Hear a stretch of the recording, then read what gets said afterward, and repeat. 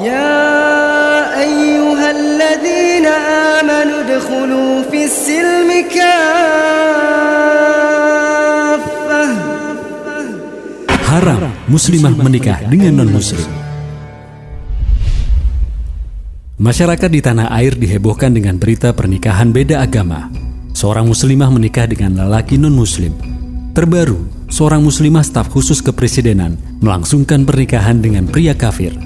Pernikahan beda agama kini tidak malu lagi ditampakkan di media sosial. Menurut laporan Indonesian Conference of Religion and Peace atau ICRP, sejak 2005 sudah ada 1.425 pasangan beda agama menikah di Indonesia. Meski banyak kalangan mengingatkan keharaman pernikahan beda agama tersebut, tidak sedikit yang membela. Ada yang menyatakan, mestinya perbedaan agama jangan jadi penghalang cinta dan pernikahan. Bahkan ada yang mengatakan, hukum pernikahan seorang muslimah dengan pria non-muslim adalah khilafiyah di kalangan ulama. Benarkah demikian?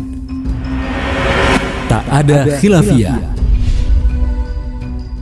Pernikahan muslimah dengan lelaki kafir sesungguhnya telah tuntas dibahas oleh para ulama. Hal ini sudah terkategori maklumin ad-din bi'ad-darurah. Dasar pembahasan hukum pernikahan beda agama adalah firman Allah Subhanahu wa Ta'ala, "Janganlah kalian menikahi wanita-wanita musyrik sebelum mereka beriman. Sungguh budak wanita yang beriman lebih baik dari wanita musyrik walaupun dia menarik hati kalian." Terjemah Quran Surat Al-Baqarah ayat 221. Profesor Dr. Wahbah Az-Zuhaili menjelaskan ayat ini. Tidak halal bagi seorang pria muslim menikahi wanita musyrik atau penyembah berhala, yakni yang menyembah selain Allah sebagai Tuhan, seperti berhala, bintang, api, atau binatang, yang semisalnya seperti kaum wanita ateis atau para penganut akidah materialisme yang mengimani materi atau benda dan mengingkari keberadaan Allah. Juga yang tidak menganut agama samawi seperti penganut sosialisme, kaum Bahaiyah, Ahmadiyah Qadiani, dan Buddha. Selanjutnya Wahbah Az-Zuhaili menjelaskan keharaman pernikahan seorang muslimah dengan lelaki kafir. Ia mengatakan, haram secara ijma pernikahan seorang muslimah dengan lelaki kafir berdasarkan firman Allah Subhanahu wa Ta'ala. Janganlah kalian menikahkan orang-orang musyrik dengan wanita-wanita mukmin sebelum mereka beriman. Sungguh budak lelaki yang mukmin lebih baik dari orang musyrik walaupun dia menarik hati kalian. Terjemah Quran Surat Al-Baqarah ayat 221. Juga berdasarkan firman Allah Subhanahu wa Ta'ala, hai orang-orang yang beriman, jika datang perempuan-perempuan yang beriman berhijrah pada kalian, hendaklah kalian uji keimanan mereka. Allah lebih mengetahui tentang keimanan mereka. Jika kalian telah mengetahui bahwa mereka benar-benar beriman, maka janganlah kalian kembalikan kepada suami-suami mereka, orang-orang kafir. Mereka tiada halal bagi orang-orang kafir itu, dan orang-orang kafir itu tidak halal pula bagi mereka. Terjemah Quran Surat Al-Mumtahanah ayat 10. Profesor Dr. Wahbi Az-Zuhaili mengatakan, meski nas tersebut menyebut larangan itu terhadap laki-laki musyrik, ia berlaku umum untuk seluruh lelaki kafir.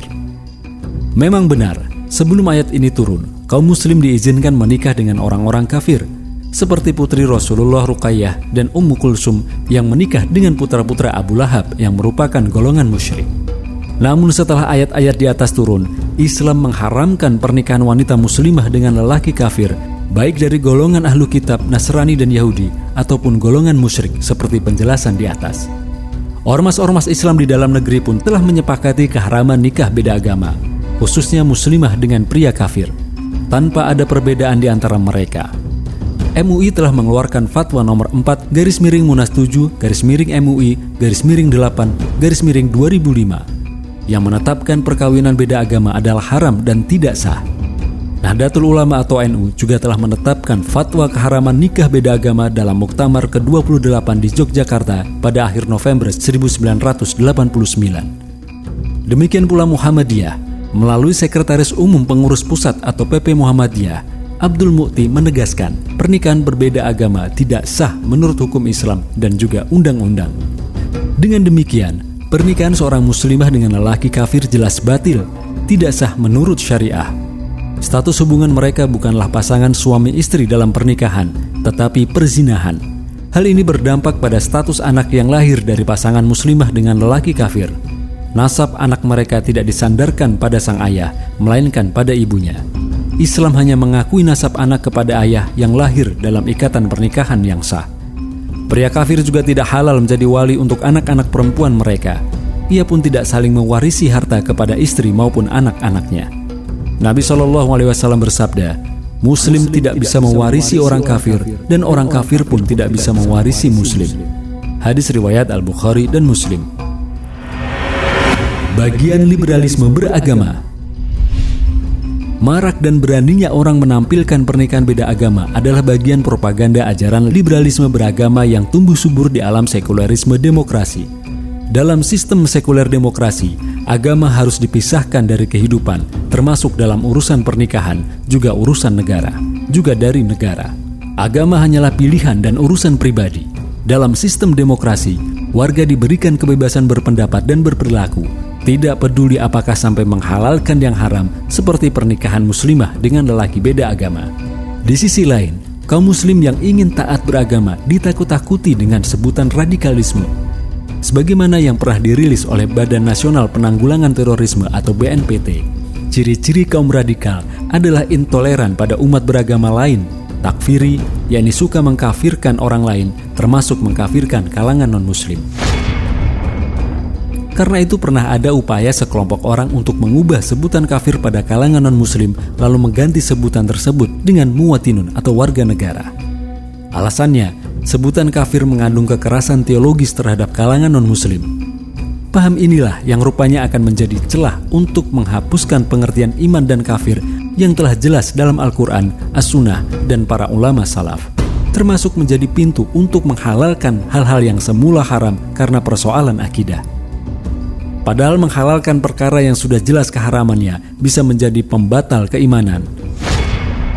Ibnu Qudamah dalam kitabnya Al-Mughni menyatakan, siapa saja yang meyakini kehalalan sesuatu, sedangkan umat telah bersepakat atas keharamannya dan sudah jelas hukumnya di tengah kaum muslim, tidak ada syubhat di dalam nas-nas yang mencantumkan hal tersebut, seperti keharaman babi, zina, dan yang serupa dengan hal itu dalam hal yang tidak ada perbedaan pandangan, maka dia telah kufur. Sebab itulah, selama paham sekularisme dan ajaran demokrasi dianut oleh kaum muslim, praktik pernikahan beda agama akan terus berjalan.